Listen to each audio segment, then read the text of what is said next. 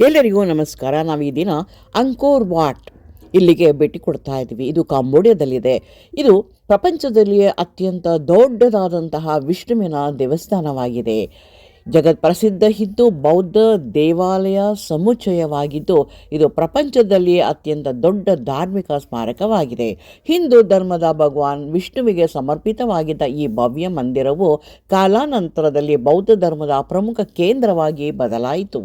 ಕಾಂಬೋಡಿಯಾದ ಹೃದಯ ಭಾಗದಂತಿರುವ ಈ ಐತಿಹಾಸಿಕ ತಾಣದ ಬಗ್ಗೆ ನಾವು ನೋಡಲೇಬೇಕು ಹಾಗೂ ತಿಳಿದುಕೊಳ್ಳಲೇಬೇಕಾಗುತ್ತದೆ. ಸ್ಥಾಪನೆ ಮತ್ತು ಇತಿಹಾಸ. ಖಮೇರ್ ಸಾಮ್ರಾಜ್ಯದ ಅತ್ಯಂತ ಶಕ್ತಿಶಾಲಿ ದೊರೆಯಾದ ಎರಡನೆಯ ಸೂರ್ಯವರ್ಮ ಈ ದೇವಾಲಯದ ನಿರ್ಮಾಣ ಕಾರ್ಯ ಪ್ರಾರಂಭಿಸಿದನು. ಕಾಲಾವಧಿ. ಇದನ್ನು 12ನೇ ಶತಮಾನದ ಆರಂಭದಲ್ಲಿ ಅಂದರೆ ಕ್ರಿಸ್ತಶಕ 1113ರಿಂದ 1150ರ ಅವಧಿಯಲ್ಲಿ ನಿರ್ಮಿಸಲಾಯಿತು. ಮೂಲ ಹೆಸರು. ಪ್ರಾಚೀನ ಕಾಲದಲ್ಲಿ ಯಶೋಧಪುರ ಎಂದು ಕರೆಯಲಾಗುತ್ತಿತ್ತು. ಅಂಕೋರ್ ವಾಟ್ ಎಂದರೆ ಖಮೇರ್ ಭಾಷೆಯಲ್ಲಿ ದೇವಾಲಯಗಳ ನಗರಿ ಎಂದರ್ಥ. ನಿರ್ಮಾಣದ ಅವಧಿ. ಈ ಬೃಹತ್ ಎಂಜಿನಿಯರಿಂಗ್ ಅದ್ಭುತವನ್ನು ಪೂರ್ಣಗೊಳಿಸಲು 30ಕ್ಕೂ ಹೆಚ್ಚು ವರ್ಷಗಳು ಹಿಡಿದವು. ಧಾರ್ಮಿಕ ಸ್ಥಿತ್ಯಂತರ. ಪ್ರಾರಂಭದಲ್ಲಿ ವೈಷ್ಣವ ಸಂಪ್ರದಾಯದಂತೆ ಮಹಾವಿಷ್ಣುವಿನ ಆರಾಧನೆಗಾಗಿ ಹಾಗೂ ರಾಜನ ಮರಣೋತ್ತರ ಸ್ಮಾರಕವಾಗಿ ರೂಪಿಸಲಾಗಿತ್ತು. ಬೌದ್ಧ ಧರ್ಮದ ಪ್ರಭಾವ. 12ನೇ ಶತಮಾನದಲ್ಲಿ 7ನೇ ಜಯವರ್ಮನ ಕಾಲದಲ್ಲಿ ಶ್ರೀಲಂಕಾದ ಪ್ರಭಾವದಿಂದಾಗಿ ಪ್ರದೇಶ ಬೌದ್ಧ ಧರ್ಮಕ್ಕೆ ಬದಲಾವಣೆಗೊಂಡಿತು. ಅಂಕೋರ್ ವಾಟ್ ಹಿಂದೂ ಧರ್ಮದಿಂದ ಬೌದ್ಧ ಧರ್ಮದ ಪ್ರಮುಖ ಆರಾಧನಾ ಕೇಂದ್ರವಾಯಿತು. ವಾಸ್ತುಶಿಲ್ಪ. ಈ ದೇವಾಲಯದ ಸಂಕೀರ್ಣ 4 ಎಕರೆಗಿಂತಲೂ ಹೆಚ್ಚು ವಿಸ್ತೀರ್ಣವಾಗಿದೆ. ವಾಸ್ತುಶೈಲಿ.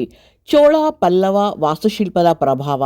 ಸ್ಥಳೀಯ ಖಮೇರ್ ಶ್ರೇಷ್ಠ ಶೈಲಿಯ ನಿರ್ಮಾಣದ ಸಮ್ಮಿಲನವನ್ನು ಕಾಣಬಹುದು. ಮೇರು ಪರ್ವತದ ಪ್ರತಿಕೃತಿ. ಹಿಂದೂ ಪುರಾಣಗಳಲ್ಲಿ ಉಲ್ಲೇಖವಿರುವ ದೇವತೆಗಳ ವಾಸಸ್ಥಾನವಾದ ಮೇರು ಪರ್ವತವನ್ನು ಹೋಲುವಂತೆ ಇದರ 5 ಕೇಂದ್ರ ಗೋಪುರಗಳನ್ನು ವಿನ್ಯಾಸಗೊಳಿಸಲಾಗಿದೆ. ಸುರಕ್ಷತಾ ಕಂದಕ.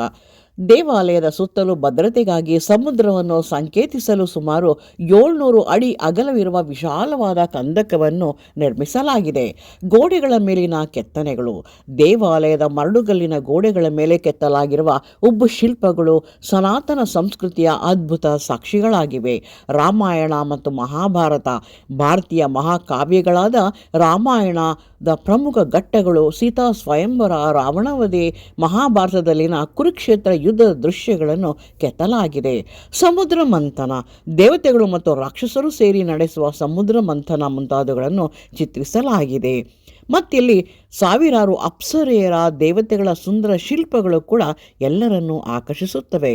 ಪ್ರಸ್ತುತ ಸ್ಥಿತಿ ಮತ್ತು ಜಾಗತಿಕ ಮನ್ನಣೆ.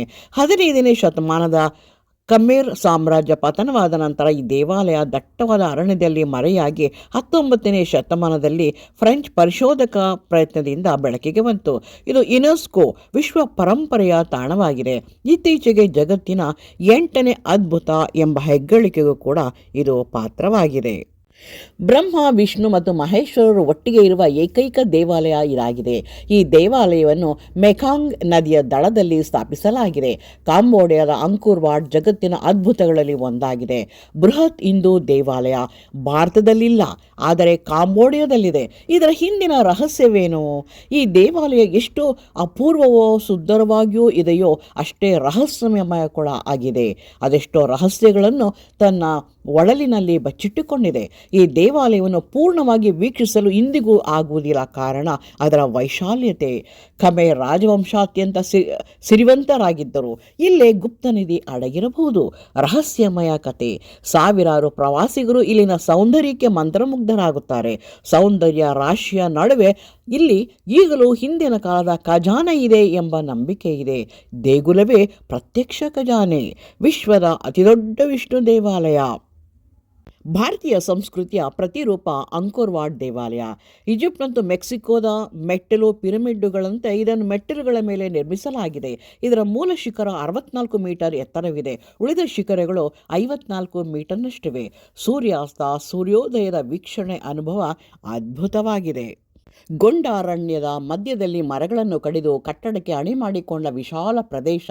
ಅದನ್ನು ಸುತ್ತುಗಟ್ಟಿರುವ ನೀರು ತುಂಬಿದ ಅಗಳು ದಾಟಿ ದ್ವಾರ ಮಂಟಪಕ್ಕೆ ಹೋಗುವಂತೆ ಎತ್ತರಿಸಿ ಕಲ್ಲಿನಿಂದ ಕಟ್ಟಿರುವ ಒಡ್ಡು ದಾರಿ ನೀರಿನಿಂದಲೇ ಎದ್ದು ನಿಂತಿರುವಂತೆ ನಿರ್ಮಿತವಾಗಿದೆ.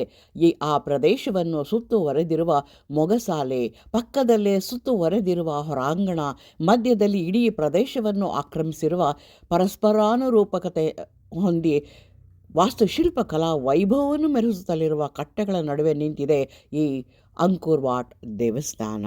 ಇಲ್ಲಿನ ಒಳಗಡೆ ಪ್ರತಿಯೊಂದು ಕಂಬಗಳಲ್ಲೂ ಕೂಡ ಕೆತ್ತನೆಯ ಕೆಲಸವನ್ನು ನೋಡಬಹುದು. ಒಂದೊಂದನ್ನಾಗಿ ನಾವು ಬಿಡಿಯಾಗಿ ನೋಡಲು ನಮಗೆ ಎಷ್ಟು ದಿನಗಳಾದರೂ ಕೂಡ ಸಾಲದು. ಅಷ್ಟು ಅದ್ಭುತವಾದಂತಹ ಒಂದು ಶಿಲ್ಪಕಲಾ ಚಾತುರ್ಯವನ್ನು ಇಲ್ಲಿ ನೋಡಬಹುದು. ಎಷ್ಟು ವೈಶಾಲ್ಯತೆಯಿಂದ ಕೂಡಿದೆ ಅದನ್ನು ಕೂಡ ನಾವಿಲ್ಲಿ ಗಮನಿಸಬಹುದು. ಆ ಒಂದೊಂದು ಮಂಟಪ, ಅದರ ಮೆಟ್ಟಲುಗಳು ಕೂಡ ಬಹಳ ಎತ್ತರವಾಗಿ ನಮಗೆ ಕಾಣಿಸ್ತಾ ಹೋಗುತ್ತೆ. ಅದನ್ನು ನೋಡೋದಕ್ಕೂ ಕೂಡ ನಮಗೆ ಬಹಳ ಸಮಯ ಬೇಕಾಗುತ್ತೆ. ಇಲ್ಲಿನ ಸಾಂಪ್ರದಾಯಿಕ ನೃತ್ಯ ಎಂದರೆ ಅಪ್ಸರಾ ನೃತ್ಯ. ಇದು ದೇವಲೋಕದಲ್ಲಿನ ನೃತ್ಯ ಎಂದು ಕರೆಯುತ್ತಾರೆ. ಹಿಂದೂ ಪುರಾಣಗಳ ಪ್ರಕಾರ ಸಮುದ್ರ ಮಂಥನದ ಸಮಯದಲ್ಲಿ ಜನಿಸಿದ ಸ್ವರ್ಗದ ದೇವತೆಗಳಾದ ಅಪ್ಸರೆಯರ ನೃತ್ಯವನ್ನು ಆಧರಿಸಿದೆ.